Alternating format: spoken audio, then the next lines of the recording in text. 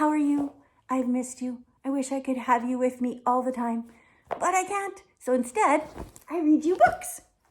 This is a very special book that I found at the library at the school that I work at. It is called The Little Tree by the Sea, From Halifax to Boston with Love, by John Dumont and Belle Dumont. I am dedicating this to two little people, a girl and a boy, that I've never met, that I can't wait to meet this summer. They are going to be very special to me. I just know it. Ready? I'm ready. It's a very nice story. This story is a story about a little tree that grew on a hill in a city by the sea. 100 years ago, Halifax wasn't big or rich, but it was snug and pretty. The little city by the sea was full of people who helped each other every way they could. The children loved the little tree on the hill. They knew there was something special about the little tree, but they were never quite able to put their finger on what it was.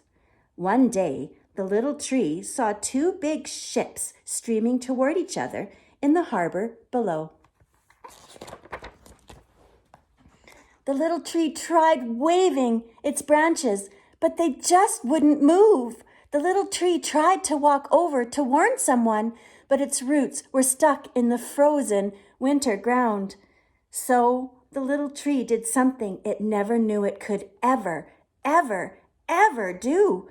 The little tree yelled as loud as it could, "The ships are going to hit each other!"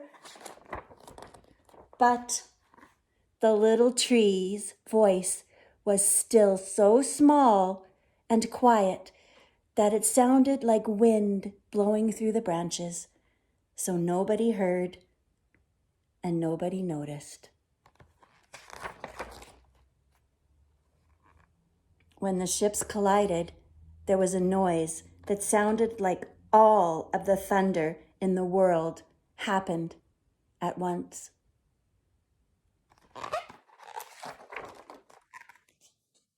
Churches, stores, and schoolhouses were blown high into the sky. Streets disappeared. Glass shattered. Buildings crumbled. After many days, the smoke finally cleared and the fire finally died down. People were hurt. Homes were gone. Businesses and factories were nothing but rubble. As the little tree looked out at its broken city, it had to do something. The little tree gathered up all the energy from all its little branches and yelled, "Can anybody hear me out there? Help us, please." The words again were so faint, they sounded like snowflakes floating in the breeze. "Hello? Can you hear me? Send help. Is anybody out there?" The wind felt sad for the little tree and its pretty city by the sea, so it took the little tree's cry for help and blew it out over the ocean where someone, anyone, might hear it. A fisherman heard something he had never heard before. The wind seemed to be saying, "Can anybody hear me out there? Help us, please." The fisherman rowed his boat as fast as he could row and didn't stop until he reached another city by the sea called Boston. The fisherman told someone, and that person told someone else, who told someone else. Soon all of Boston knew about the terrible explosion. The people of Boston sent food to feed the hungry. They sent doctors and nurses to help heal the injured. Slowly, the people of Halifax rebuilt the little city by the sea. Children started playing again, and parents went back to work. From its place high on the hill, the special tree looked proudly at the city below. The tree had now become a majestic tree, tall and perfect in every way. At Christmas, the children brought ornaments to hang from its branches to make it look even more beautiful. The tree heard that its city by the sea wanted to give a gift to the people of Boston. Although it would miss the children of Halifax, it whispered into the air, "Send me, send me." It was a long trip by truck, but the special tree didn't mind. It was carrying the love of the children of Halifax to the children of Boston.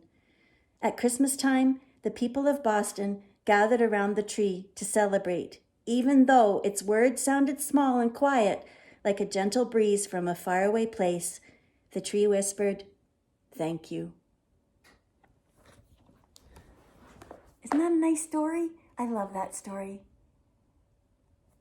Look, I'm wearing my lobster earrings and my shirt.